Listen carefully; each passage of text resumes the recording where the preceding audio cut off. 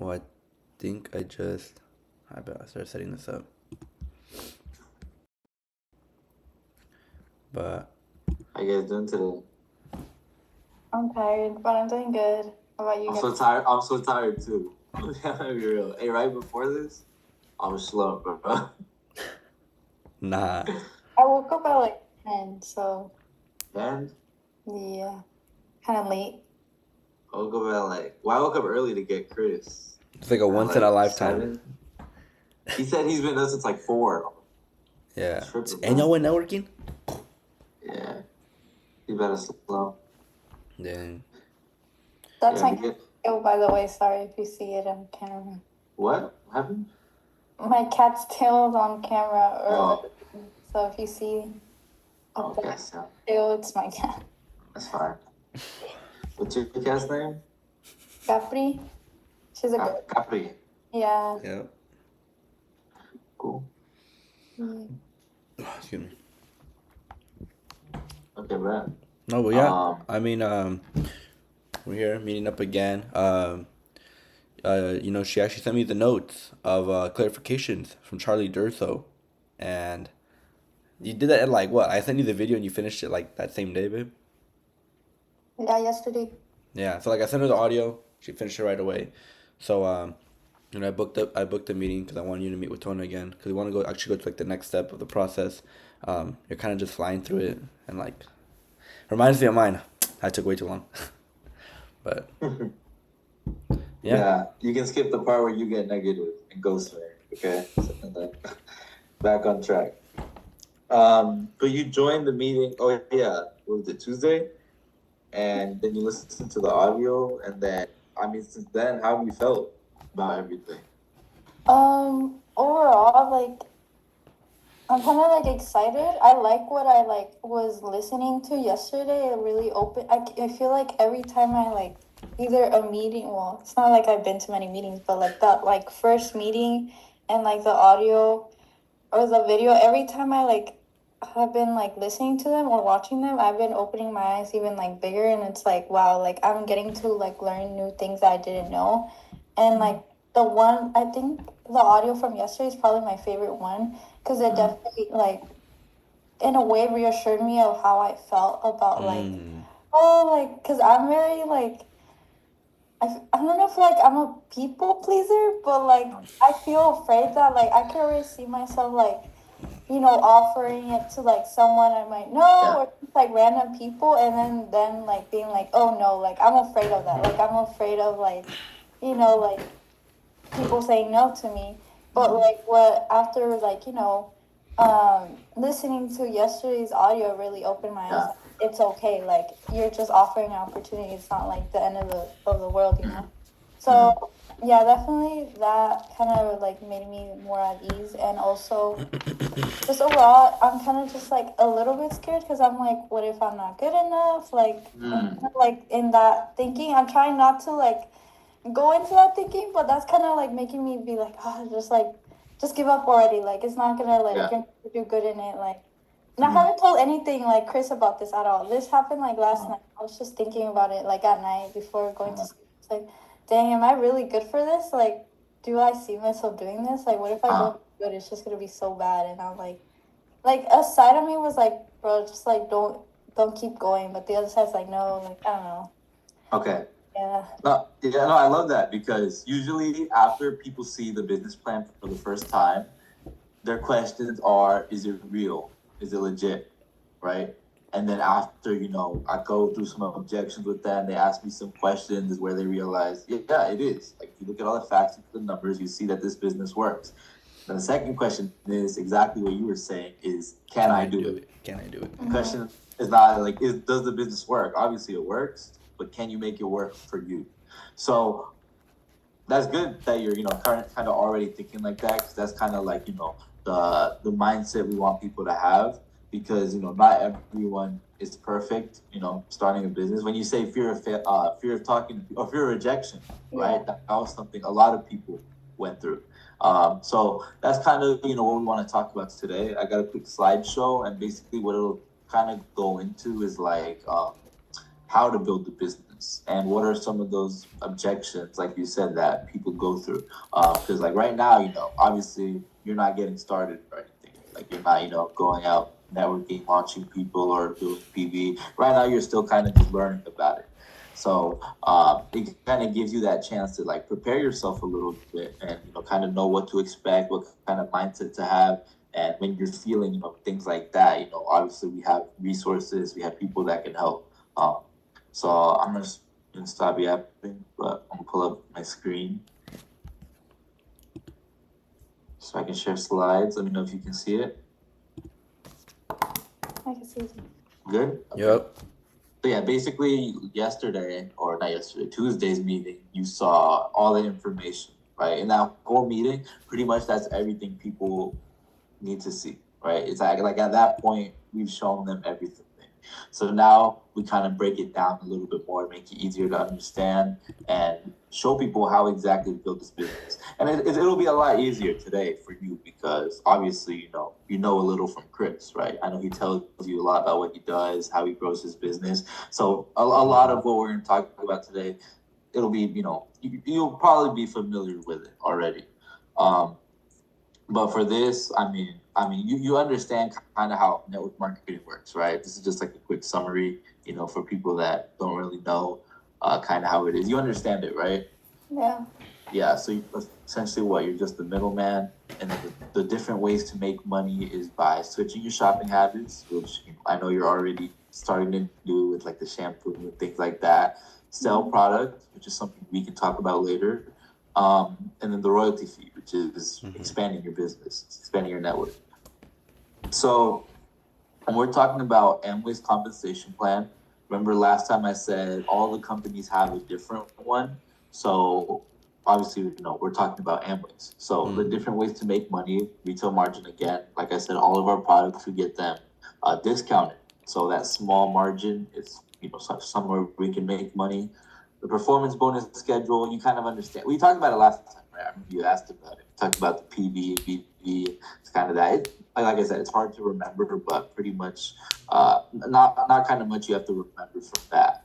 But where the real money is, where we're looking to make good money is through the incentives. Wait, did we talk about this last time? This sounds familiar. I feel like I'm repeating myself. Did we talk about incentives last time? Did we or not? Or was that someone else? That was someone else. Someone else? Okay. Someone Yeah. either the meeting I think I've heard of it. Okay. Yeah, because I feel like I'm having deja vu right now. Oh yeah. I should have did this. Me too, but maybe I'm thinking of someone else. But these incentives are where we're really looking to make money. So basically, from Amway's performance bonus schedule, on like just that itself, people like us, we're not really gonna make that much money until we reach platinum. 7,500 PV, the top of the bonus schedule. So what these incentives do is give us an opportunity while we're still building that foundation on our way there to earn a lot of money. So there's a lot of them. They change it every 3 to 5 years, always making new ones. But some of the important ones that you want to look at are bronze foundation incentive and bronze builders incentive. So basically what these are, here, let me see if I can pull it up. So it's, like I said, it's on your way to platinum ship. So it's kind of like once you start scaling your team up right now, like if you look at, here, maybe I'm going to draw an example. But like right now, Chris is still growing his team. So eventually he's going to be on his way to earn this incentive. Me, myself, since I'm, Chris's upline, I'm also growing my team. I'm actually a lot closer, considering I have 2 legs. But there's a certain requirement that you need to have, which is 3 legs, all 150 PV. But basically, where the money comes in, it's a 30% bonus on the PV you get every month. So you can see kind of, what that looks like. That's the BFI, and then not this one, bronze builder, just another one. It's very similar, 3 legs, but this time it'd be 2,500 PV. And you get a 40% bonus. I don't expect you to take so much notes on the structure and things like that, but the bonus, 30% and 40%, that's a lot of money. And the best part about these two is you can get them at the same time. You can earn the 30 and 40% together to get a 70% bonus, and this is where college students like us can make really good money, like more than some people's full-time jobs. So this is something obviously I want to do, right? But just to show you that it is possible to kind of earn some good money, like on your way to platinumship. But back to like the main screen. Let me just stop sharing. But there's actually a new one that's not on there. Oh, 1 second. Another important incentive that's not on there that I really want to talk about. It's called Strong Start Incentive, and this is a new one that they added in recently, where it gives someone like you, let's say you launch right now, open your account, it gives you an opportunity to make some good money. What is it, like $1,000 spread out? Because I know Chris, he launched his business right when it came out. Yeah. And it was a new incentive. Like I didn't get that incentive, right? There's no extra money for me, but he got it. And Chris, how many? It's like a 12 months you can get it. Chris, how many months did you get it right now? I'm at like 8 months right now, or like this like the 9 month. So 8 to 9 months, and then how much money? Have you been tracking? How much money you've been getting? No, yeah, I've been tracking. So the first 3 months you get $100 bonus, and then the first after, once you hit 6 months you get $300 bonus, and that's just by staying. What's up? Sorry. Wait, I'm kind of confused. Like the incentive, you get it as soon as you launch your business, or how does that? So yeah, this I was one about to that go. we're talking about right now, the one we're talking about right now, Strong Start, that one does start as soon as you open your account. Mm-hmm. And so they instantly give you incentive without even No, making it just means that in order to qualify for it, you need to reach 150 PV. Mm-hmm. Oh, If you do 150 PV, that's 1 month. The Yeah. next month, you're back at 0. If you do 150 again, that's the second month. Yeah. And the next month, 150 again, that's where you earn the first part of the incentive. And then 4th month, 5th month, you do it again. 6th month, you earn the second part of the incentive. And then eventually, like Chris said, you're at what, 9 months? Yeah, I'm at like 9 months with the incentive because I've been consistently, like reaching out to my customers, hitting my 150 PV goal, and not just, buying a lot of personal use, but, like you, like my mom, when you guys buy stuff off me, like my mom, she bought that one crema, and that was like almost like what? That was 100 PV right there. So like that was like half of the incentive right there, kind of just given to me, and so just because I stayed consistent, I'm on like track to reach the $1,000. Yeah, so he's gonna get the $1,000 incentive, which is pretty crazy because I didn't get a chance to do that. Like, where was it for me, right? He always gets mad. But basically, like it's so new. Like Chris is pretty much gonna be one of the first people to do it. You know Yeah, what I mean? Because it just came out. It came out right when he got started. like A few right when I people from our launched. team as well. Yeah, they're also on track to get it. But it was going Q12 SSI, right? So yeah, that's a cool chance to make money. We'll definitely talk about that more again down the line, but just to like make you aware, because these are the incentives that, like I said, on our way to the bigger pins that gives us a chance to earn money. But when we're talking about the bigger pins, this is where you can start to be flexible in life when you reach these pins. So for platinum, you need to reach 7,500 PB for 6 months. If you do it for 1 month, right? Like I say, 7,500 PB, $22,000 in sales. You can't do that by yourself, right? I don't think anybody can. So this is why you build a team of people to help you do that. So once you're able to do it for 1 month, you get to be a silver, which is our coach right now, our coach Kwan. She just ran for this month. Her first month, we reached 7,500, or we're about to reach 7,500. So she's gonna be a new silver. If you do it for 3 months, you're a new gold. If you do it for 6 months, you get platinum. And this is the one with the good incentive, right? You can see that's on average what people make, but that's like it depends on structure and volume. It's different for everybody, but that's just on average. Does that make sense? yeah. So basically, like you said, like your coach. So basically, you guys are not like obligated, but you guys are like, how do I say it? Encouraged to make amount of sales so you could help her. Yeah, exactly. Because yeah, we're not obligated or anything. Like she's not forcing me to do it. But when I look at everything she's done for me, from when I started to where I am now, everything she's done for my team, for Chris when he was about to quit, she was the one I got him on the phone with, so she can talk to him about the negatives back when I couldn't. So when I look at that, all that combined, everything they've done for me, I feel like I want to fight for the goal. Yeah. You know what I mean? And I know the same for Chris. You know, maybe he didn't spend so much time with our coach like I did, but he spent a lot of time with me, and then I was the one impacted by her. So you can see like this is the the beauty of our business is that obviously when it comes to fighting goals, then people will expect some people to push, but there's no reason to do that. But it's the relationships that we make along the way that makes me willing that okay, I want to fight for this person's goal because So of you guys are everything. helping each other mutually. Yeah, exactly. Right. Mhm. That's what it means, the win-win situation, right? That's why, she would want to help us. She has a big team, like up to 30 people now. Yeah. But she's still willing to spend her time for us. Same thing with our mentor, because it's a win-win situation. It's a mutual benefit, right? But anyways, yeah.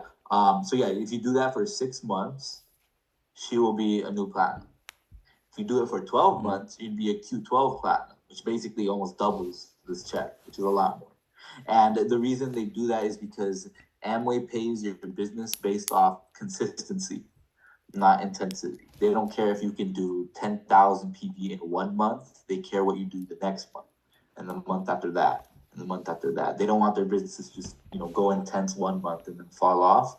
So that's why they reward consistent businesses.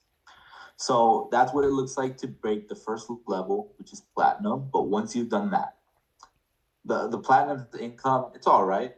You know what I mean? Maybe if I lived in like Ohio or Florida, I would be good. But I plan on living here in California, so this is not going to be enough for me.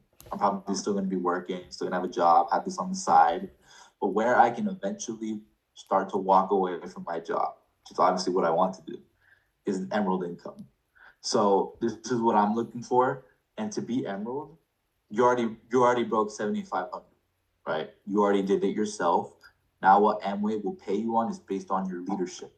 How well, okay, you did it. How well can you teach someone how to do it? So to be an emerald, you need to help 3 people under you, 3 different legs go platinum. Do the same thing you did. And once you're like for me, for example, if I help Chris go platinum, if I help my second leg Jordy, if I help him go platinum and I help somebody else go platinum, then I can go emerald. And that's a lot more money. And same thing, if you do it for 12 months, you get a lot more than this. And that's where pretty much, you can start to have some flexibility here in California. And you look at diamond, it's pretty much the same thing with 6 people. And this is like true financial freedom.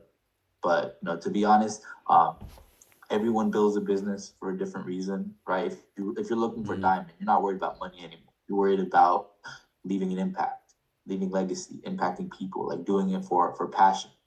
You know what I mean? So everyone's in it for a different reason, but this is just to give you a reference point on what are those like key important pins you want to look out for. And obviously there's a lot more like in between. You can see like ruby, sapphire, a lot more, but a lot more higher, like crown ambassador. At that point, like money is the least important thing in your life. You're just doing it out of like the passion, just impacting people. But the ones I just showed you are kind of the main ones you want to focus on. Have you guys met anyone yet that is like on the top one? Yeah, there is actually. And these are the people that, remember last time how we talked about mentorship? These are the people that go out and start their own mentorships. Once they're able to reach, this top crown ambassador level is where they'll go out and say, you know what, I'm going to start my own thing. So it's pretty crazy. And sometimes, some of the big events we go to is where we'll get the chance to talk to one another, see them on the stage, get a chance, maybe if we're lucky, ask them a question or something. But yeah, you do see them around. There's a lot of them. You can search up if you look up online, you see all the lists of all the crown ambassadors, all the crowns, all the diamonds from like all the different countries and mentorships. So it's pretty cool. But for us right now, our mentor Phil, he's running for diamond. His mentor Ali is founders executive diamond EDC, and then a few people other than that, triple diamonds. Yeah, we're under good mentorship. You can say that. But any questions about this? It's good. Just like Okay. how funny it is. Yeah, just so you know, right? They're all based on like rocks and stuff. Um, but okay. So we know platinum is the one to go for. So now, how do we get there? When it comes to Amway, they only pay your business based off two things. One is your PV, how much PV you and your team do every month. The second thing is your network, the size of your team, the structure of your team, and what it looks like. That's how they'll determine how much you get paid. So our goal is to get 7,500 PV. But when it comes to building your team, everyone has their own PV standard, meaning how much PV you can do this month, how much PV I can do this month, how much PV Chris can do this month. For our team, you can see that we focus more on like the student market. A lot of the teams like college students, international students, like young professionals. So we don't exactly have the most capital to invest. So that's why for our team, we have a 150 PV personal standard, meaning it's kind of, what's standard, what's everybody should be doing to maintain a healthy business every month. So if everyone's doing 150 PV, in order to get 7,500, you only need 50 people, which is actually kind of a lot. That's actually kind of a lot. 50 people, if everyone does the same amount, that's how many it would take to go platinum. But you can see it's not so robotic like that because, for example, you have someone like Chris, who has a lot of customers, who's able to make sales. In that way, he's able to increase his PV standard. Let's say 300, for example. If he's able to teach his team how to do the same thing, everyone's doing 300, he only needs 25 people to go platinum. So you can see how flexible it is, right? Be 250, you only need 30 people. You also take into account, some people that don't do this much, some people that do even more. Maybe someone lost their job, they're not able to do any that month. Like, it's different, right? But this is just kind of to give you a little bit of a reference point on, if everyone's doing this amount, how many people do you really need? So there's no like specific way you have to do it, right? Obviously, if everyone did like one PV in 7,500 people, so nobody wants to build that type of business. So that's why we kind of have it like this. But now getting more into like how to build this business. Like I said, those are all the only two things our business is paid. Only time we get paid is through our network and through our volume. So the first one we're going to talk about is building a network, which is building a team. Because you can make, let's say, a lot of sales, but you want to be doing that forever. Not me, right? So instead, I want to make passive income. And this is the way to do it. By expanding your team, the way we do that is by taking people through the process. The same process that you're going through right now. So you can see right here, this is what our process looks like. Yours is kind of a little bit different since I know, you and Chris known each other for a long time, but pretty much that first step is, well, you'll sit down. I know you guys did sit down and talk with each other. I don't know what you guys talk about, but that's pretty much like the first step we take people through to just get to know each other, know what they're looking for. And then the second step is where I came in, right? And then I explained to you a little bit about network marketing, how it works, and some of the objections that people might have with it. And then you came to our Tuesday meeting, which was the third step. And now this is the fourth step. We're talking a little bit more about partnership expectations and how to build the business. So, like I said, this is the same process we take everybody through. Chris went through it. I went through it. I don't care if it's your girlfriend, mom, best friend, dog, whoever it is, they got to go through this process. Because they could be a good friend of mine, but that doesn't mean they'll be a good business partner. So this is what we take people through, and to give you a little bit of a reference point on what it looks like. I'm sure you've seen Chris, do a lot of meetings, right? I'm sure you've seen Chris do a lot of meetings. I'm sure you've heard some names of some people that you don't really hear anymore, right? So the truth is, when it comes to this business, you can understand that maybe not everyone is going to see the same value that you did. Not everyone is so ambitious to want to build an asset. Some people like working or something like that, whatever it is. But essentially what our selection process is a filtering system. It's essentially a numbers game, meaning that the more people that you talk to and take through the process, the more likely that one of them will find value. So to kind of give you an example of what that looks like, let's say the first step, where let's say I know me and Chris met because I sent him a message on LinkedIn. Yeah. And he responded. We talked a little bit, and he was looking for opportunity. So we sat down. We got to know each other a little bit in the first step.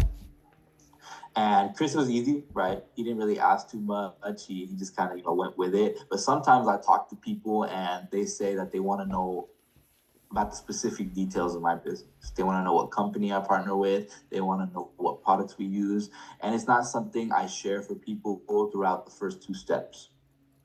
So I told them, this is what I tell people, is that if you're not willing to sit down, talk to me, get to know me a little bit, then I already know you won't be a good business partner.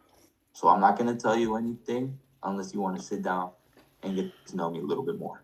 Some people, they're like, okay, that makes sense. Some people, they're like, no, you tell me everything or I'm walking away. And for those people, I'll walk away. You know what I mean? I won't waste my time with them.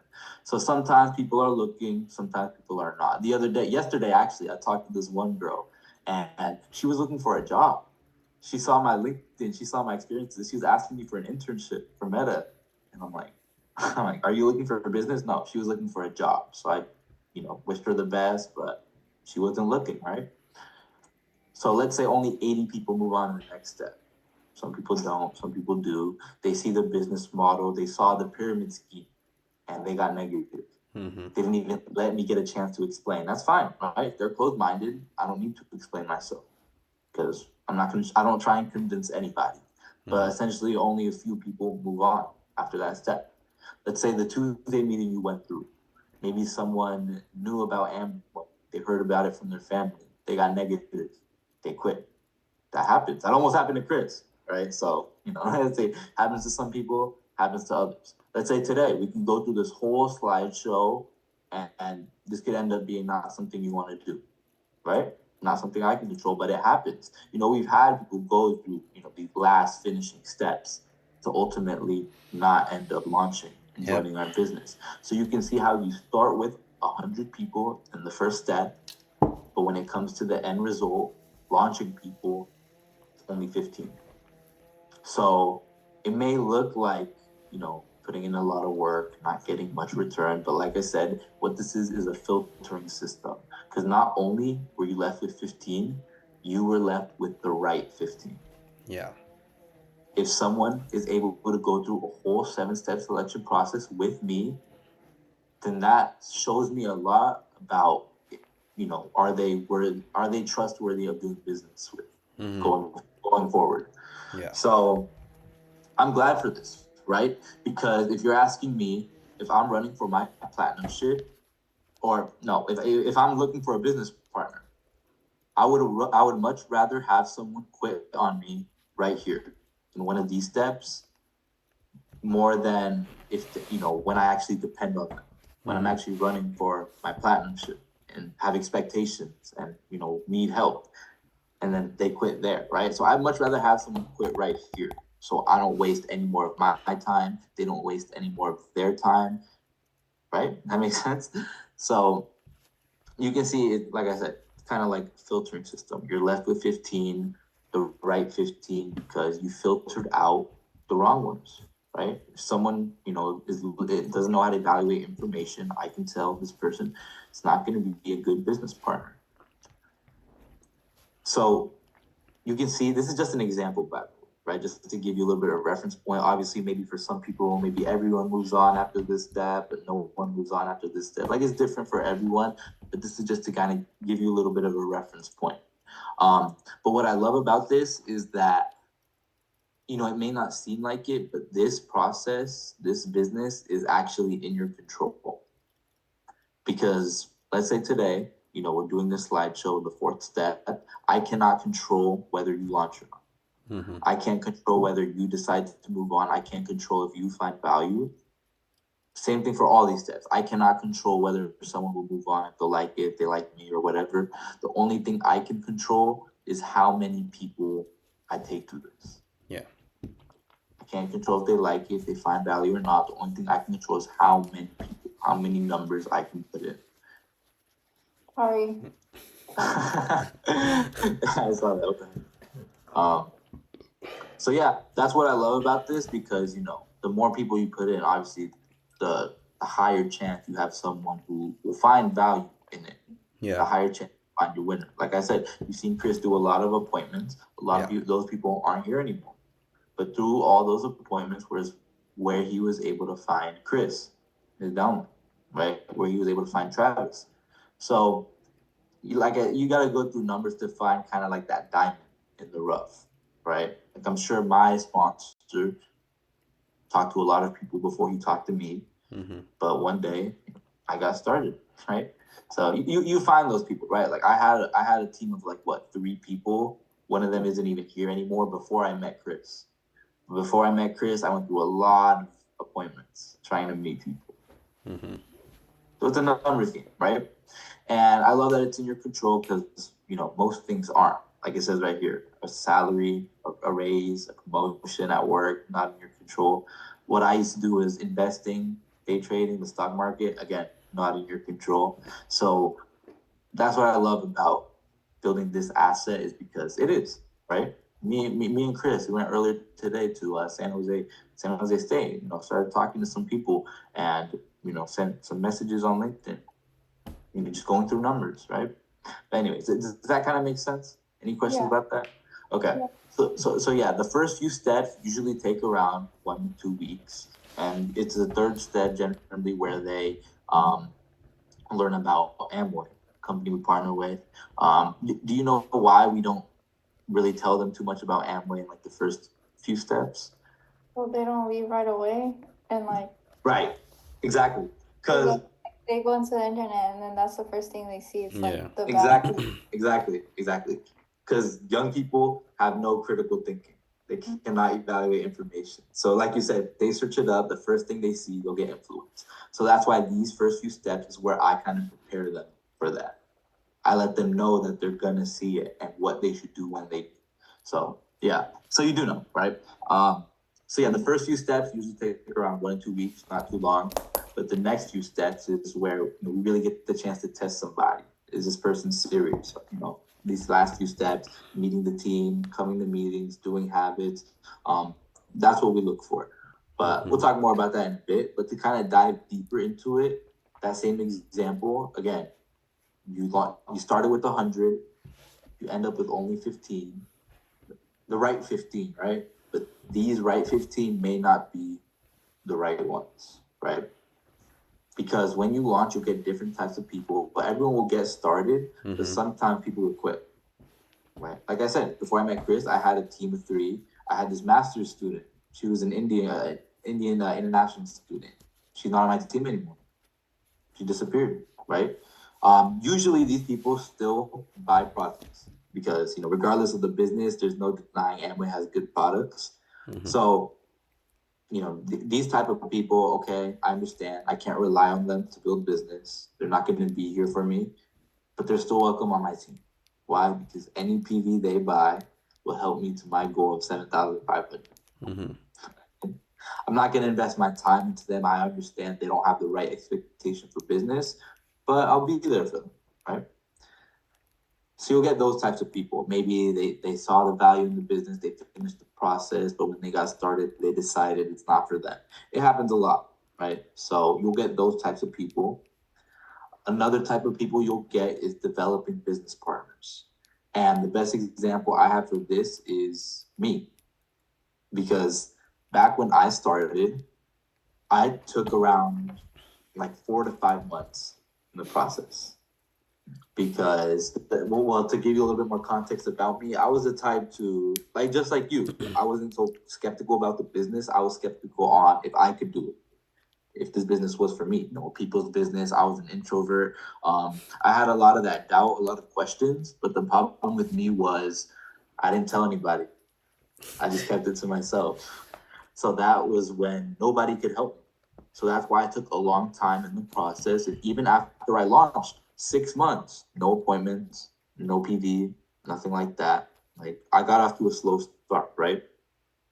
But eventually, when I had a sit down talk with one of my coaches, and he pretty much told me straight up how it was, I realized that I needed to put a lot more effort into this. I needed to, if I didn't, then I would be for a pretty long time. So I understood I needed to get going, and that's why now you see me today with a team being able to explain the business to people.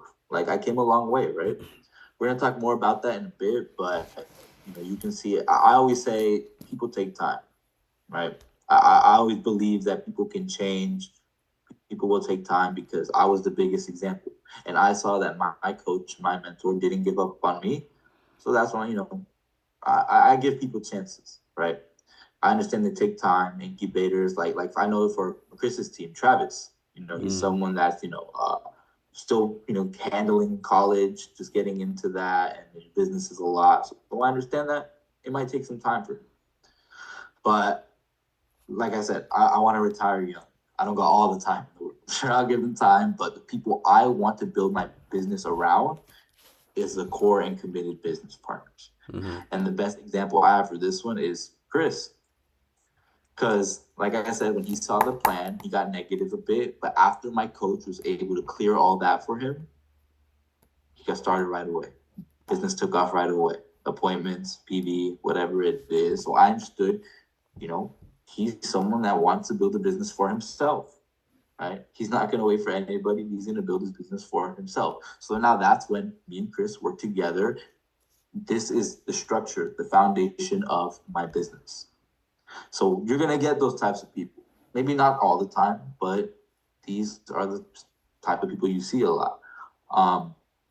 And these are the ones that can help, like I said, help you commit to your plan. Because when we're talking about work ethic, putting people through the pipeline and the process, it was just you, right? Like I said, it started with 100 and with 15. But once you're able to find these core and committed business partners, now it's not just you. Now it's you and your downline. Both of your work ethics, so you can see you double the amount. 14 customers, people that quit, 12 people that are just taking time, but you'll find more of those core and committed business partners. And like I said, these are the ones you want to build your business around. So now it's not just your work ethic or his work ethic, it's them too. So you can see this is where the potential of that exponential growth comes in. I sponsored one guy in Merced, which is Chris, and all of a sudden my whole team is over there. I'm like, how did this happen, right? But basically what I'm trying to say is, the exponential growth. And wait, I had another point. I kind of forgot. But does this make sense? Yeah. It makes sense? Yeah. What was my other point? My bad. I know what I was going to say. Yeah.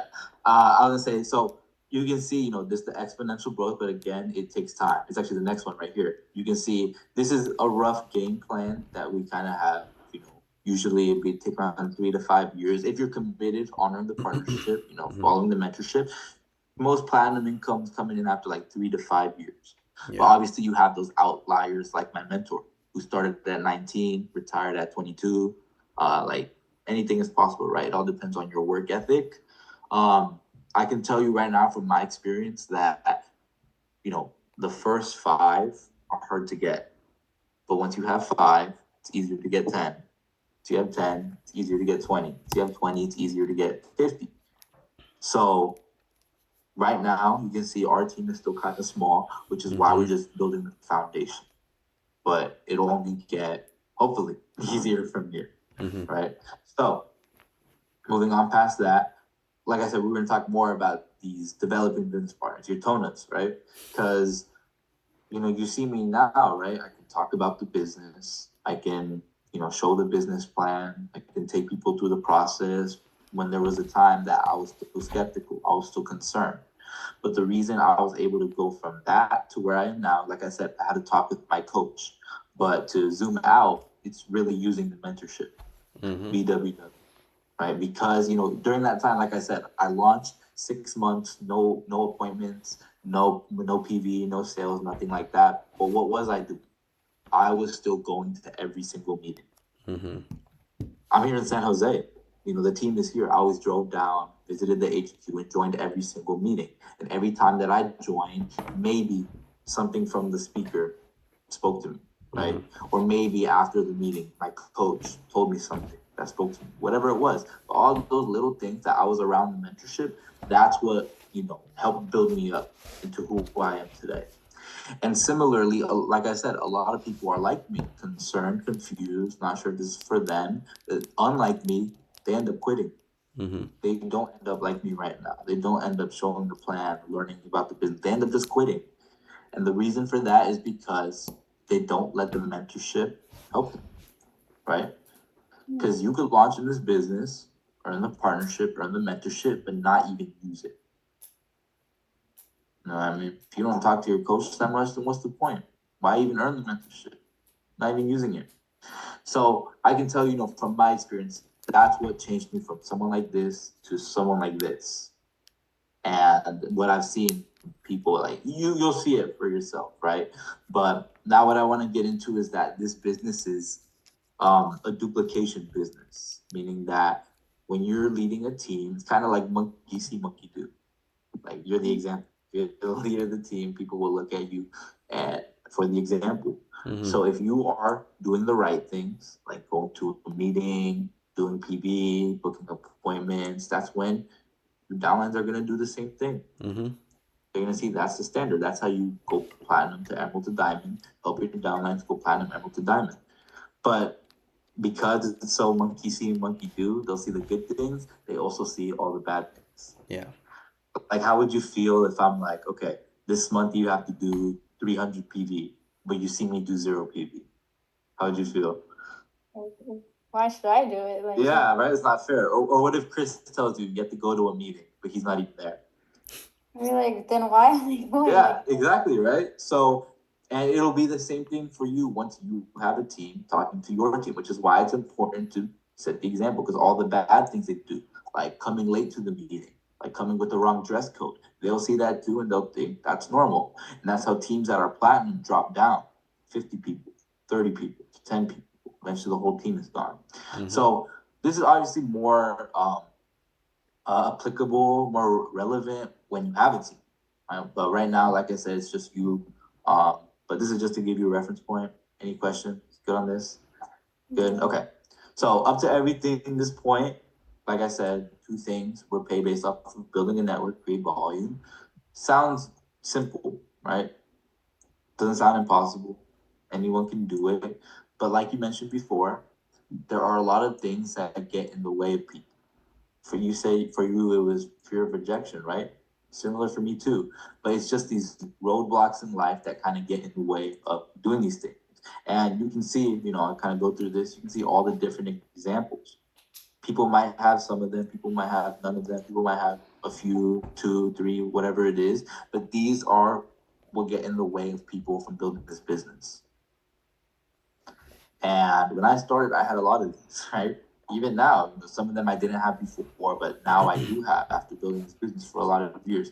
But this is essentially what stops people from building the business, right? Let's say school or work, like they spend too much time at work, don't spend any time for business, fear of rejection, they don't go out and talk to anybody, or time management, ego. These are when it comes to building a people's business, these are very important foundations. Objections that you want to clear out the way so nothing is stopping you from building this business. But obviously, it takes time. Yeah. Right? Like we're dealing with young people. We can't tell them to have a long-term vision right away. Most people don't even know what they're going to do tomorrow. Right? Or you can't tell someone that, to just get over their trauma after everything they've been through. It's not like an overnight thing, which is why, the most important way to overcome any objection, not even the ones on here, but any problem in life is through the mentorship. Because I'm sure you've noticed so far. Like this is not something I have to explain to you because you've already seen it on how much Chris has been impacted, not just in business, but in his life. Because my mentor always says, don't ever talk to me about business if you don't let me coach you in life. Because they're connected, right? If I failed school, then obviously I'm going to need more time to study, less time for business. If I can't budget my money, how can I budget my business's income, right?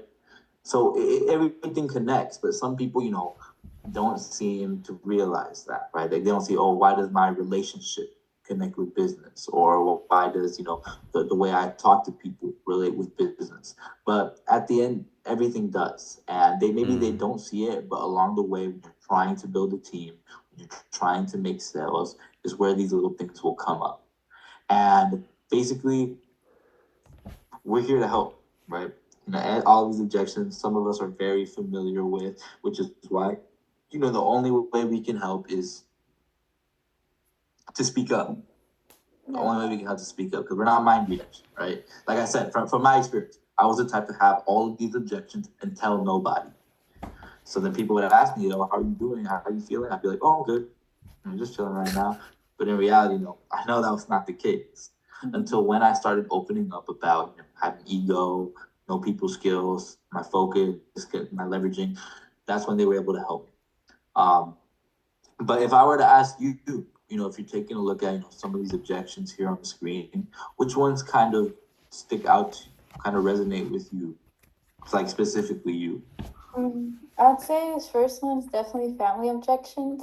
My dad is really like, well, he's a business owner and he knows a lot more about business than I do, and he loves to kind of mentor people. He actually, we were just talking about like, because he's studying right now at SF State as well, but he's doing everything online for criminal something. I forgot what it was. Oh, really? Yeah, and I was like, oh, like, what would you like do with that? Like, I was asking him, like, what would you do with that degree after you're done? Because he only has like a year or two. And he's like, well, I would love to, like, well, with that degree, you could work at like the state, like state jobs and all these things. Like, I would love to mentor like young kids, like your age or younger, or people that are coming out of jail, things like that. And I'm like, oh, like, and I was like, damn, like, my dad really loves to like be a mentor for other young individuals. And like I seen it before with me. Like he's always, and not just me, but like my friends or Chris, like he really loves to help by mentoring. And I feel like I have brought this to him before about Chris doing this, and he instantly was like, no, like that's so bad. Like, and then he started telling me, explaining about like how like it's not really a good idea. And then I was like I told him the other day when we had that meeting on Tuesday, I was like, oh, can I like do a meeting? Because I was at work. So I was like, oh, like, can I have do a meeting? It's on Zoom. I didn't really give him much info because I was afraid of him like being like, don't get into those things. Yeah. Mm-hmm. Okay. So I was just kind of like briefly, and he's like, oh, okay. I think he thought it was probably something for school. So yeah, and then I think I'm more afraid of talking to him about it and like Yeah. bringing it to him because I could feel like he's already gonna like be like, no, like don't do that. He's gonna give me like a whole like big like why shouldn't. Another thing would probably be like the fear of rejection and fear of failure, because I'm afraid of rejection. I don't know why. It's just a thing for me, I guess. Like even at work, when someone doesn't like their food, or like a Karen comes in, I literally pray before giving it to them because I already know they're like picky. You could just tell. So I just get so scared. And then once it does happen, they're like, oh yeah, I didn't like this or this and that. And I'm like, I feel so like, ugh, like I don't like the feeling of it. So I just like either take it off their like bill, or I'm like, how can I help you? Like obviously that's what you should do, but it's like I hate when that happens, and I'd rather not go through that. So like yeah, I guess fear of rejection and then fear of failure. It's just that I feel like sometimes I might not be good enough for it. Like I already have like school and work. Like I really prioritize school a lot, and I guess work as well. So I feel like me, because of that, I won't be good enough for this business. So like yeah, I guess those are like my main ones. Yeah. No, it's good to hear. And these are ones that are very common, right? Like when it comes to all of these, like probably like 90% of the people, in this world have most of these. Yeah. So I know. You said family objections was one of those crucial ones. So it's not something they would support you, if you were doing, right? I know similar to Chris, right? Because his family didn't support him at first. Is it kind of the same with your family? My mom, I think she would definitely support me, even though she doesn't live here. But she'll support me anything. But my dad, he's more like, I would say critical. Like he's Yeah. very like, oh, like he does like all the math. Like even when I was like, because I told him that I want to actually find a job that is I'm Right. actually getting paid, because in his job I'm just getting paid tips. Uh-huh. So he's like, oh yeah, he was so for me finding a job. He's like, oh, like we should go look for a job for like maybe in a bank, because that I'm doing Okay. finance. So he's like, that's in your area. So I'm like, okay, yeah. And he was looking. He was actually helping me look for one. Um, so yeah, that he's very like critical about everything. He's like, okay, maybe like this doesn't, like he does the numbers, like he does everything. Yeah. So it's like I'm scared of going up to him and telling him Mhm. all this, and then I don't know how to explain like the Yeah. bit to him very well, where he's gonna just keep rejecting me. So I'm just afraid of that. Mhm. Yeah, no, it sounds like he's very traditional.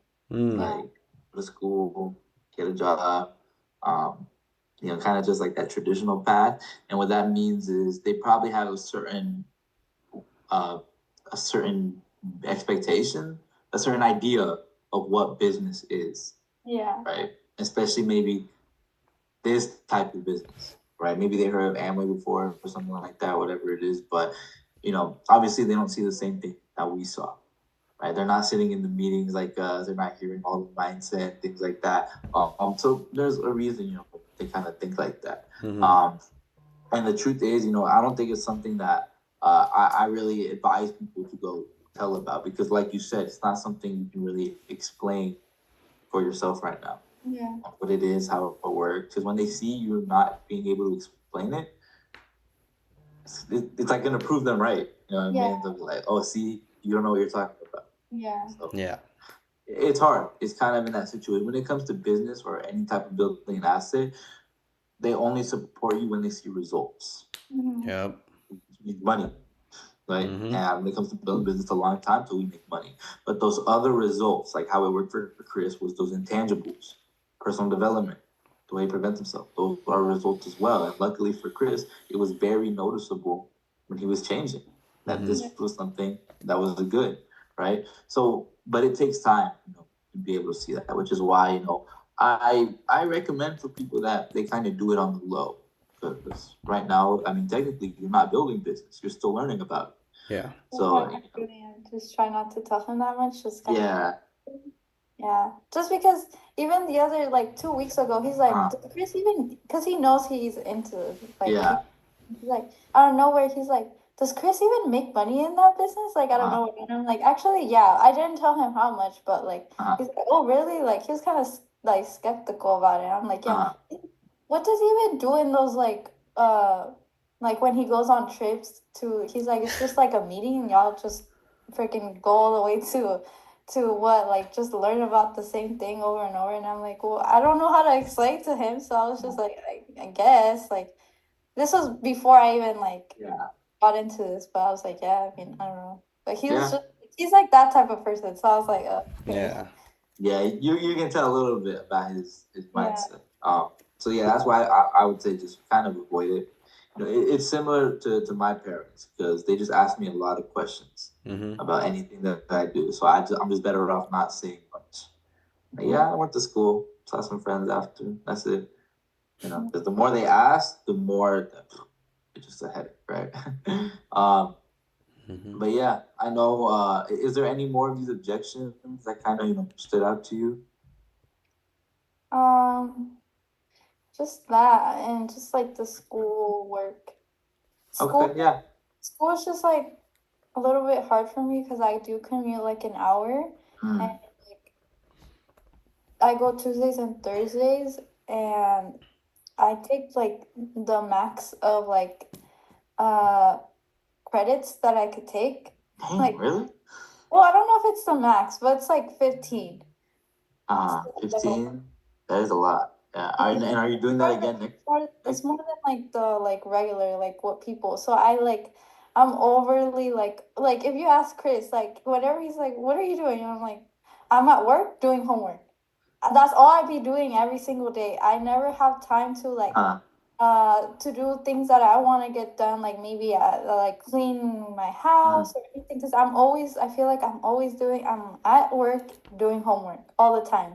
and then there's no like time for me to like do anything for myself. So it's like, how will I have a business while we have this type of schedule? So it's like, now I'm thinking, should I move to a closer like school? Because Uh, maybe save myself more money, and I don't know.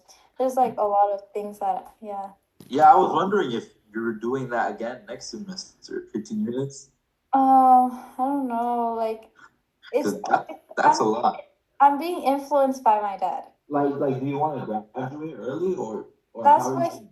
Okay, so he is the one that helps me out pick out my classes, right? Mm-hmm. I'm not saying that I don't have any like freedom, but in a way I don't. It's because like, oh, like you need to take this class, and this class in order to, whatever. He wants me to stay on track, right? Mm-hmm. And I'm like, wait, this was like last year. I was like, wait, I'm taking like more classes than like a normal person would. He's like, oh Yeah. yeah, so you could graduate early, and I'm like, in my head, I'm like, did he even ask that if I want to do that? Like, do I want to graduate early? He's just kind of sat there. He's like, oh yeah, so you could graduate early, and I'm like, but he never asked me like, do you want to graduate early? He kind of just put that down there, and he's like, do this and that, and then I was like, oh, and so I talked to my mom about it because they're not divorced, but because they never got married, they're not together anymore. So whenever I go visit this past December, I went over and I kind of talked to my mom about it. I was like, I feel like I'm getting too much like pressure from my dad to like, cause he's very of like prioritize school before anything. Like he didn't allow me to have a boyfriend or Chris be my boyfriend because he was scared that I was gonna get sidetracked by him. He wanted me to focus on school. That's his main priority because he was raised like that. He was raised that like, oh, like school, work, and that's how you're gonna gain money and blah blah. And so he's trying to do the same thing to me, and I don't know how to like tell him that maybe I don't want to graduate early. Maybe I want to graduate like the normal rate of like any other person. And I feel like it's just like a lot for me, and I don't know if I could take another semester doing 15 like credits worth of credits in class. It's just a lot of work, a lot of homework, a lot of things. I don't even have time for myself. So yeah. Yeah. No, it sounds like a lot, and yeah, I can tell your dad is very he takes initiative to help you. Like he really wants to make sure that you're doing things right. Cause for my family, they're more like they just let me do. Right. So my family they don't speak English. They can't read English. So they're like they say everything. They're like they make me do it. So I kind of have to figure out everything on my own. It seems like he's very like on top of giving you a direction, giving you a path without, and then like you said, without you even being aware of it, right? He's like, oh yeah, and do you already like have planned out what graduate school you want to go to after? And I'm like, I don't even know yet. Like I think I do want to go, but like I'm not sure yet. But he's like very like persistent. Like, yeah, Wait, you should. Are you an only child? Yeah. Oh, okay. That makes more sense. Yeah. I was like, okay, that does make sense. If you're an only child, then I can see why they take more initiative.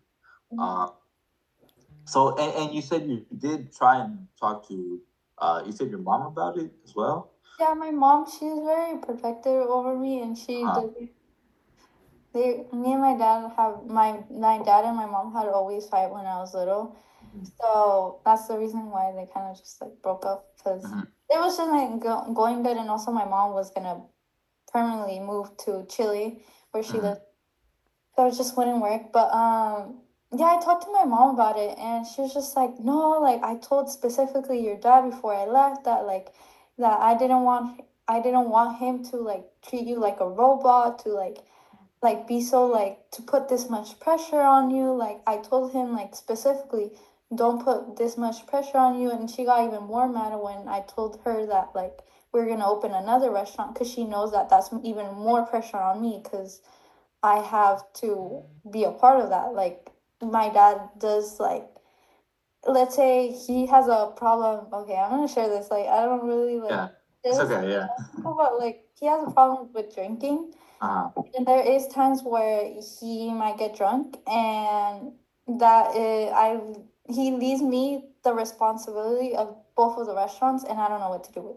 So it's like a lot for me. I can't like split myself in half and go to one restaurant and then go to the other. Like, and I feel like that's a big thing that I stress about a lot. Like Chris knows that. Like I stress about it a lot.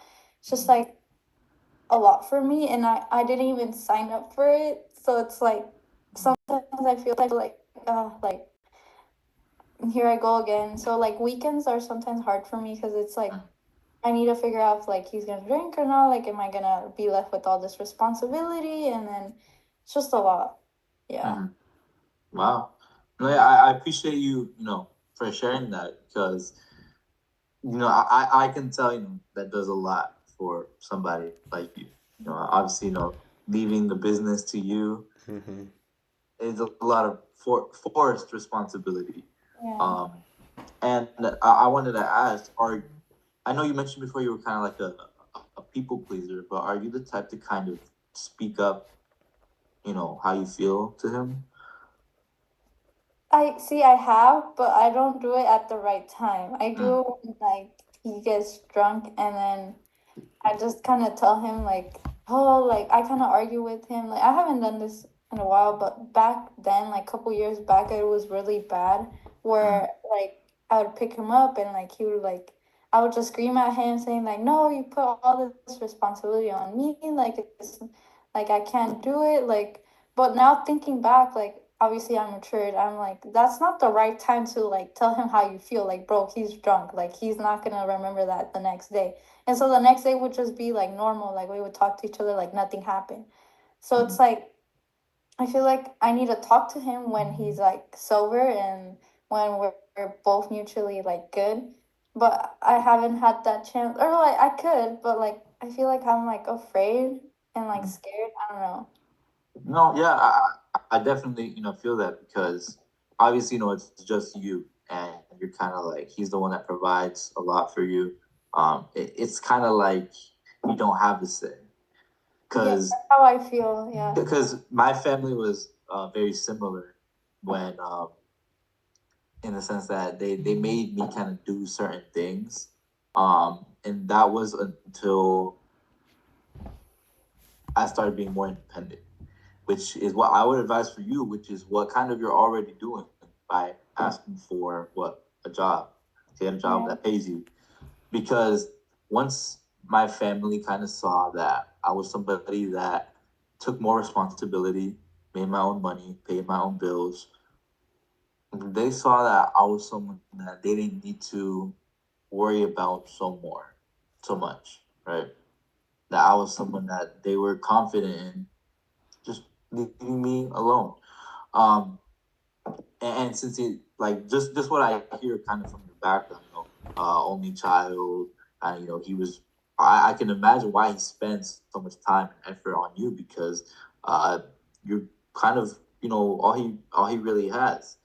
Yeah. Um, so I would say definitely no. Again, I appreciate you for sharing that um, because that definitely sounds like a lot. What I would say is definitely try and speak up a little bit more because obviously right now maybe you can handle 15 units, you can handle all of that, but down the line when you get a job, let's say maybe you move on with this business and you still have your dad's businesses you have to go to, that's going to be a lot. And I can tell you right now, you won't be able to. I don't think anybody would be able to handle that. Um, Yeah.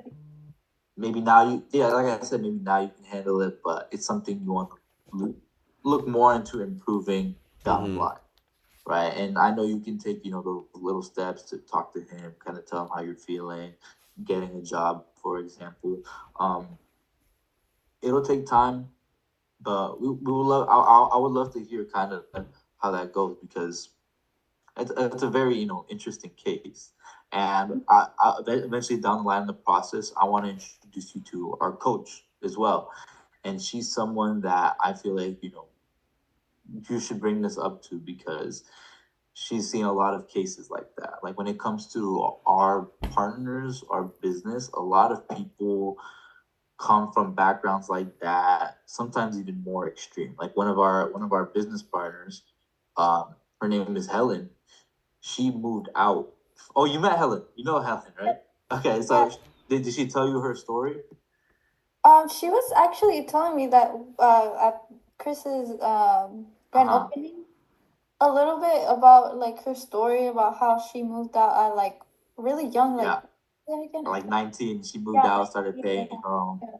So it's just like Uh-huh. amazing me like how was she able to do that? Because I guess I've been so dependent of my dad Uh-huh. and I feel like I don't have nothing to say because like he pays for everything, so that's why I don't really say anything about like, hey, do you want to pay me maybe like Uh-huh. hourly and not just by my tips? Because I feel like oh maybe I can't say that because I mean he does pay for like all Mm-hmm. like the bills, all of my um I paid for my own car, but he does pay for the insurance every like, month. He pays for the tolls for me to go to SF every twice a week. So it's like I feel like I have nothing. Like I can't say anything to him. So it's like I'm in like a spot where I'm like I don't know what to do. Like Mm-hmm. what should I do?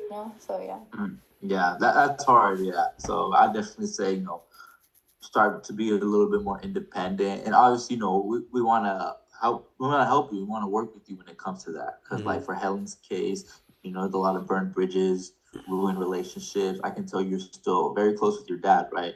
And that's something obviously we wouldn't want to, ruin for you. So Mm-hmm. obviously, gotta be very careful. But we want to help you so it's not so much of a what's it called, like controlling on your life, kind of, putting you on like that autopilot mode. Um, but that's very interesting. Again, no, I appreciate you sharing that. Um, but I feel like that's something we can talk more again down the line. Um, but are we good on this? Is there anything else you want to speak up on? No. No, good. Okay, yeah. So like I said, these are very common. Maybe right now you have some, you don't have some, but down the line you'll get other ones. But the important thing is to talk about it, right? Ask for help, and there's obviously where someone like me or my coach can come in to share what we have to say. But anyways, we'll move on past that. Oh, like I said, yeah. So no, I kind of did the wrong transition. Let me go back. Okay, so yeah, all of these you should ask for help about, right? So when you look at all of these right here, some of them Chris can help you with, Mm-hmm. but then he really can't. Right? Like, let's say consistency and focus. Like maybe he's not so good at that. Can't really help you with that. Or maybe, for example, maybe I am good at that, but I'm not good at fear of rejection, for example. So I can't help you there. So you want to understand kind of who can help you with what. And this is the next slide that I want to go into because it'll kind of give you more of a reference point on who you have access to for help. Because again, it's the win-win situation when it comes to your whole line of sponsorship.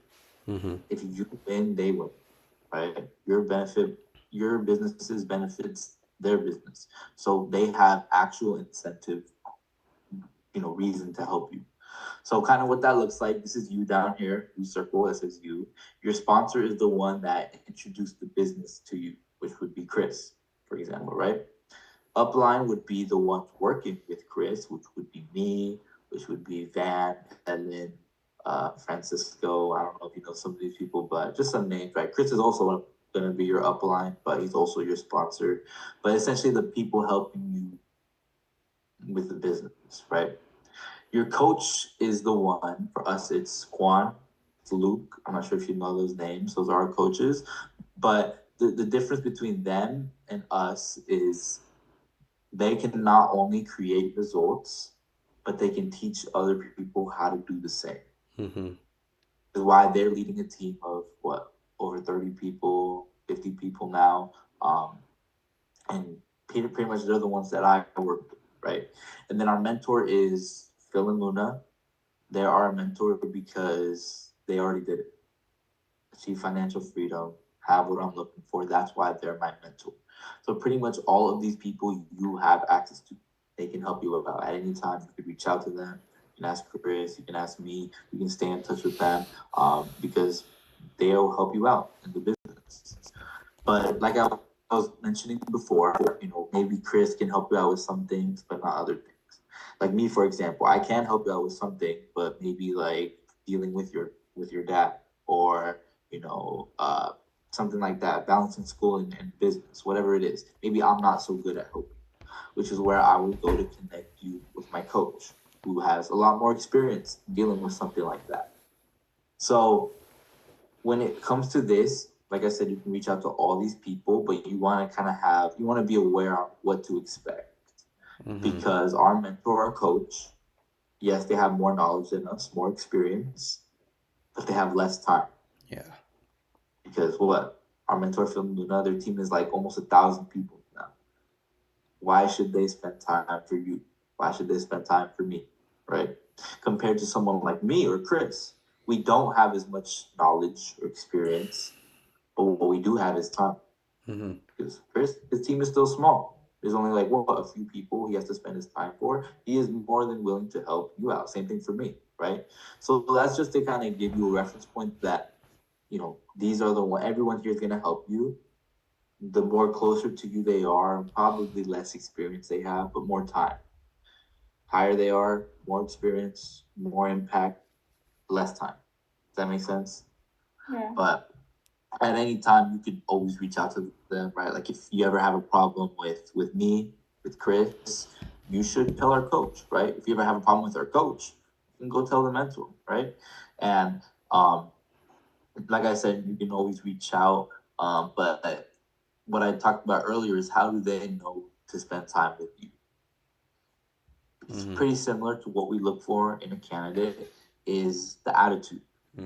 This is how I know if I should spend time. Because, me, Chris, we have a lot of candidates in the process. A lot of people that we work with, and, we only have 24 hours in a day. So we don't know who to spend our time with. The way I know who to spend my time on is if they show the right attitude. And this kind of goes into show what is that attitude that we're looking for. Someone who's humble, someone who's appreciative, someone who's smart, not like book smart, like street smart, and someone who's hungry, not hungry for food, hungry for knowledge, right? So that's what we look for, right? Because let's say, me and Chris were both asking help from the mentor. Who's he gonna help? The one who's more humble, the one who's more appreciative, the one who's more smart, the one who's more hungry. So that's kind of the attitude that we want people to maintain, not just through the process, but when they launch, throughout their whole business. The humble nature, right? This is what we look for. Does that make sense? Yeah. Okay. So we just talked about everything that goes into building a network, a team. So now we're talking more about creating PV, the second aspect of it, creating volume. So like I said, you set the example for your team. What you do, they will likely do as well. If you only do 50 PV, then everyone will only do 50 PV. Take you a long time to go plan it. Increase your standard. Same 50 people can make a lot more money with an increase. So basically, increase your PV standard. You'll make a lot more money than with the people you have right now. But how to generate PV or how to increase your standard, the two things we promote is using products and selling, obviously, right? So this is something you're already familiar with. I don't have to go too in detail about. These are all old products, by the way. I know some of these are new.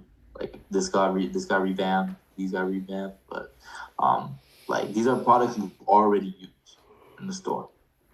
Right? I don't know if you go to Costco or Target or Walmart or whatever it is. You're going somewhere to buy toothpicks. You're going somewhere to buy shampoo. You're going somewhere to buy protein or vitamins or energy drinks or whatever it is. But now that you have your own store, you can buy from your own store. So not only do you get money through retail margin, but you get money on the performance bonus schedule.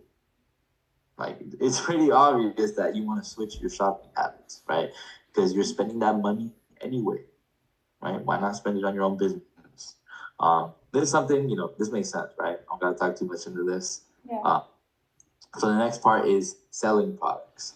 And what we do, when it comes to this business, you are your own independent business owner, which means you can market your products whichever way you'd like, as long as it follows the Amway guidelines. And pretty much the only rules the major rule on there is like, you can't put it on like Amazon or TikTok Shop or whatever. Those are pretty much the big rules, but anything other than that, you can do. So You can be creative. Like if you have your own ideas, definitely no one's gonna stop you. You can go ahead and try. But this is what I'm gonna show you is some of the things we've done before that actually work. Like grand opening, right? Mm-hmm. You've been to a few, right? Some of Chris's, but we do them every time for people, joining the team. Sometimes when we need to move more PV, we'll do them. We just had a few. We had like five of them this month, which is pretty crazy. Um, like skin consultations, beauty breaks. I know what we have is a skin test. Oh, you saw the skin test machine. So Yeah. you took the skin test too, right? Yeah. Oh, okay. So I'm over here trying to explain it to you everything. Oh, you're good. No, you saw it already. So that machine, it comes from Vietnam. Can't order it here in America. Makes it pretty exclusive. Mm-hmm. And we have some experts, not me, I'm not an expert, but someone like Helen or Van, they're more, prepared for something like this, which is why, they help us. Selling booths. One time we did one at UC Merced, fitness consultations, social media. Obviously, that's another good one. But this, just kind of gives you a reference for what are those things you can do to make PB. Does that make sense? Yeah. So yeah, this is just some examples. We'll talk about this again more down the line. Who are you selling to? Basically anybody. Network marketing means your A, B, C list, the closest people you have, the Mm-hmm. people you barely know, and even complete strangers out there, right? Obviously, you can tell from Chris sells a lot to his family. Me too. I also sell a lot to my family. I know he sold to what his old coworker. He wants another access case, and that is the second access. As long as you're willing to promote your business anywhere, there is money to be made. But again, we'll talk about this more down the line. Just to finish off really quick, now we can just finish off talking with partnership expectations, because now you know how to build a business. Now you're going to find out, what to expect, what we should expect. It's a partnership, right? You should expect something from us. We should also expect something from you. So we're going to start off on what you should expect from us, from me, from Chris, from our coach, from our mentor. The first thing is time. Right? Obviously, like today, I'm spending my time here with you guys. Time away from, businesses, organization, Chris and his team, and answer your questions, the life and obviously, right? You didn't hear anything so far? Like, good. You're not supposed to, right? The whole process, you're not supposed to pay. So, I don't know if Chris is that type all the time. Chris is that type, just trying to get money. But no, the whole time I pay is one of those big events. Usually during like other times we fly out. So when it comes to that, we usually travel as a team. So we'll split our gas, we'll split our food, we'll kind of split up. But those obviously, the next one is going to be but about that, yeah, pretty much all the time you should spend money. Last thing is expertise, experience, how to build things, what we are expecting from you and what it's going to be process. Like I said, you're not exactly what you're still not. So when you is to learn. That's one thing. Like obviously, here's the learning. Self development is what we look for and expect from candidates, and that's like things, books, meetings. I mean, so far you've listened to a few audios, right? Reading. Are you much of a reader? No, Not really. it depends. If Depends. if the topic is something that is of interest to me, I love to like read about it, and I'm eager and I'm hungry to read about it. But if Okay. it's something like history, something that I have no like, I'm just obligated to do, like maybe for class or whatever it is, then it might be like tired, and I'll read it, but it will go from one ear to the other, and I just. Yeah. But I feel it. what I noticed is like since I do like have kind of that passion of like business because of obviously because of my dad, and that's what I'm kind of going into, like finance and all that business type of thing. I do love like anything to do with that. Like sometimes on YouTube, I just be watching random like whatever has to do like business or money like advice. I love to watch it. I never get bored. And like the audio that you guys sent me yesterday, I never got bored out of anything. Like I was just like, oh, like wow, that's something new that I didn't know. So I would write it down. So like I guess yeah, since it's like That's it's good. something I like, I like to read. Yeah.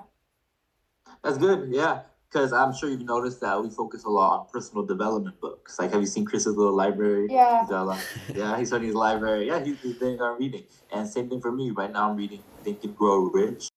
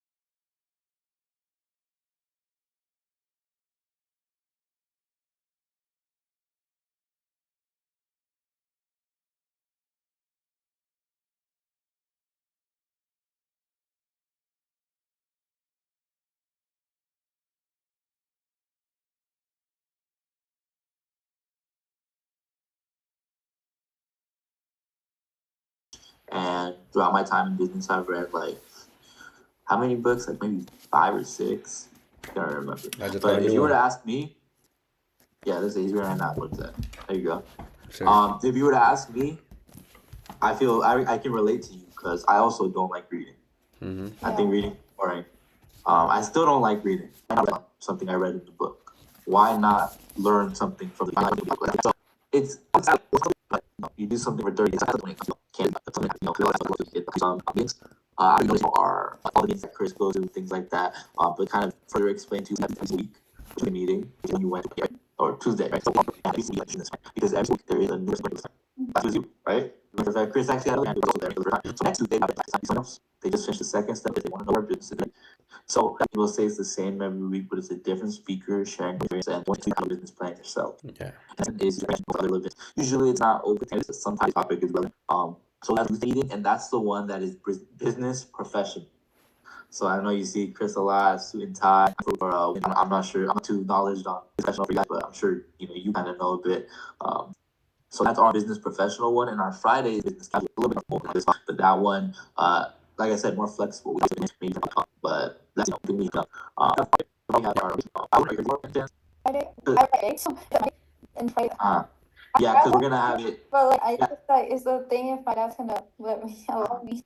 because this one we have in person too, and I know right now it's something I do want to bring up. I want people to every single week, and I think that's right as long as there's communication, right? But someone wasn't able to let me know before. Hey, I'm not going to do this. Communication. That's what I expect from a business partner. In your case, I would say that obviously we try and help set people up to be able to join these meetings. And for me, everybody else, we don't pick classes during that time. Or if we work, we make sure we're not scheduled during that. For you, it kind of sounds like you should work every day, something like that, because your dad kind of obligates you. I know like things are good. We don't have a lot of employees. I feel like in the kids section are three three max and four that are in the kitchen. They don't work in the front. So like me in restaurants. So when I'm here, she's over there. So it's like I don't have no one to cover up for me. Oh, I see. My dad, that's why he's like, you already know, like there's no one to cover for you. I can't give you that day off. And then there I go again, and I'm just like, okay, whatever. And then I have to cancel on that. So that's another thing. I don't know. I don't want to live like that the rest of my, or like Yeah. at least for the rest of like my college years, because there's events that go on like at my college or things that I wanted to do, but I can't because and then I just feel bad because I'm like maybe I shouldn't be like talking like I shouldn't feel like I don't know. I shouldn't like ask my dad for it because I already know how the situation is, and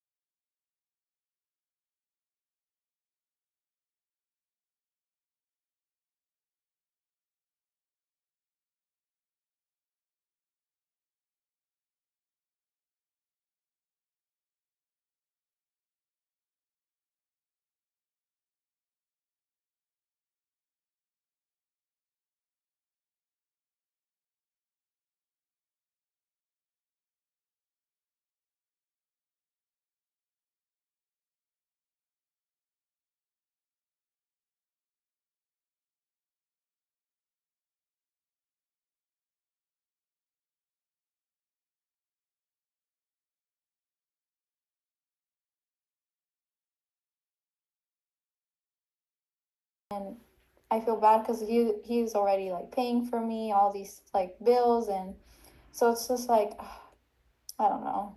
I don't know. Yeah, I mean, yeah, you and Chris are very similar in the sense like what both your family they build S quadrant businesses. They ask you to help out, and you feel bad if you don't, which is reasonable, Mm-hmm. right? But obviously, because they'll see that, and it's when that happens when you can start to get that freedom. Right? Like for me, I used to, they made me get a job. I'm obviously, we want that sooner or later. Like I said, I want people to be able to join these, not to be itself, but to also be around the team, be around the organization, be around the coach. Because for Chris and the said, because I go over and see my coach just like how I can. So the opportunity. So that's why these meetings, yeah, there's some good information, but I feel like the association, the hunting coach is what brings out around. I know you mentioned some of the this. We're also I definitely I was that's a good thing. I don't miss any meetings, Friday meetings, especially person ones like today. How about Chris speaking? Not this, he's speaking. Friday, always in person. No, but yeah, we kind of like switch in between. But obviously, when they come around, we'll let you know, so you can prepare beforehand. Friday we have one person. Next Tuesday we'll be on Zoom. Next Friday, but yeah, that's how it looks like. Like when we do it in person, usually it'll be in Milpitas. We do it in Fremont now, which is where I live, right? Like only like 5 minutes away from. Yep. So I'm pretty happy about that. But yeah, that's usually yeah. So that's for our weekly meetings. We also have yearly seasonal events like business building seminar, functions, big events. Like I know you've seen Chris go to some of those, for a few days. When we flew to Baltimore, I've been to like maybe like 9 now. No, maybe like 8 of them now. Like I'm talking around because we only have here and so I'm just like nice to start. And those are the the scale of this San Jose team. Next one that's me too. We got example actually next weekend where we're going to San Jose. This month he was new. This event is one of my people to come on. What is it? April 5th and April 6th. The 4th is that Friday. We have our Friday meeting in person, and probably what Chris was. So then the next week, and then head back by the same night. Mm-hmm. So you can look at your schedule and time for. You said the 5th and the 6th. Yeah, so the calendar is here. Yeah, the 4th we'll be already coming on, and after that, we'll the 5th. It's probably 6th that time. Okay, wait. What is that? San Luis. Yeah. It's like 3 hours from there. My mom went there before. I'm not sure if you remember when she told you. She took time. It means like Let's drive as a team. So if you're willing to, you're able to, you just reserve a spot. Ours because you don't have it, right? Some people maybe go with it, but obviously our hands in the spot. That's when you don't really have to worry about taking your card out or anything. We'll get that soon, and we'll let you know. But do you think it's something? today if I'm going to go. So when you ask me, I would say that. Because when Chris, I made a fake flyer.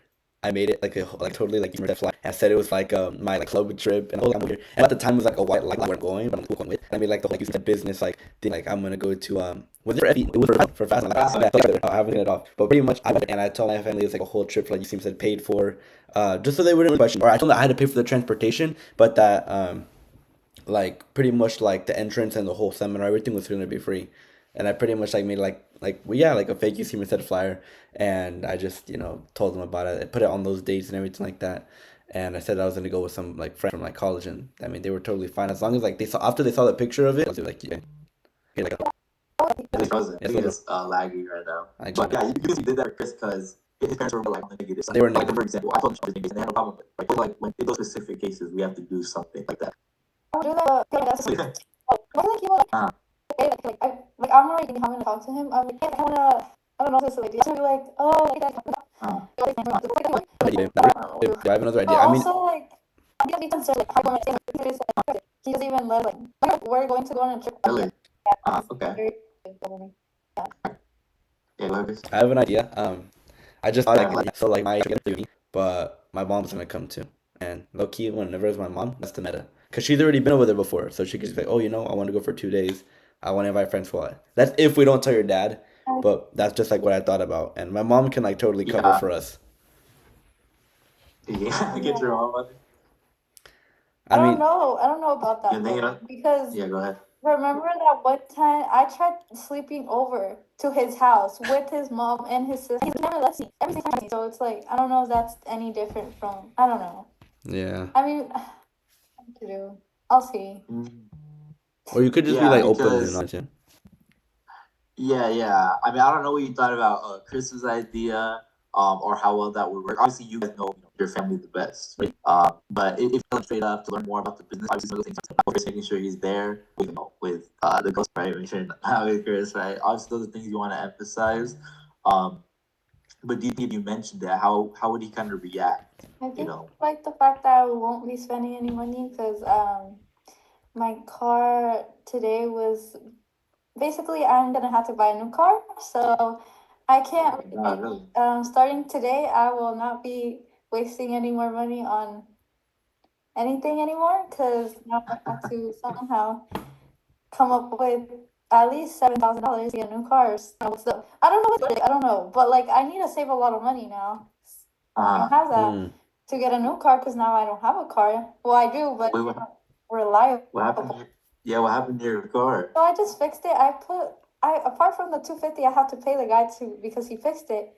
I also paid for the parts, which was like $100. I don't know, 100 and something. Uh, And then he calls my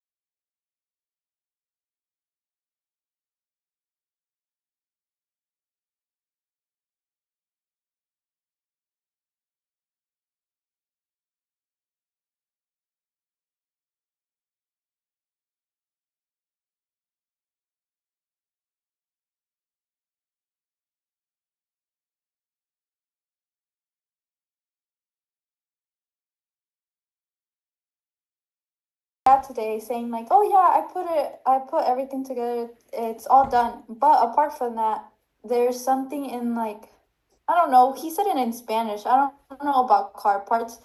And Yeah. he said the thing is that we're gonna have to like take out the engine and take like the what it was, but the thing is, And then other than that, the second thing we expect is a long-term motivation. And it's hard, like I mentioned before, because for most people, like we're dealing with young people, they don't know what they're gonna do tomorrow. They know what they're gonna do 5 to 10 years ahead. So we understand it's kind of hard to ask that from somebody just starting off, but it's something we can help them develop, like that one-on-one game plan on not just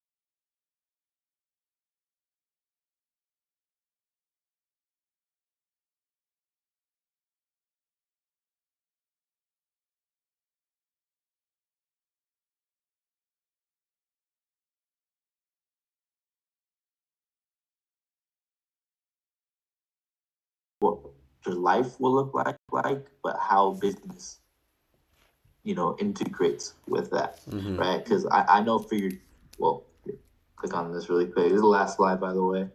Just to give you like a little example of what we mean by that. A Z0 is someone with no end goals, someone who like not really sure what they want of, someone taking the traditional route, graduating, getting a job, saving up for a down payment on the house, traveling, and being able to retire at 50 years old. So that's probably on track of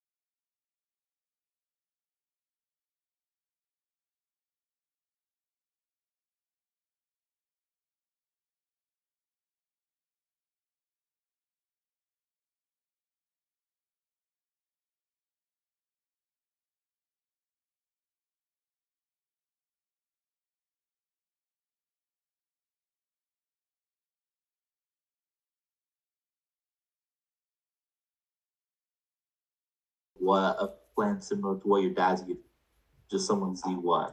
But understanding how this business could contribute to that, let's say same age, graduating at 22. We're obviously starting way before that, right? So we're obviously ahead, which means that by the time we graduate, we can be setting up our plannership. Like our coach right now, Juan, she just graduated last semester, and now she's running for her plannership.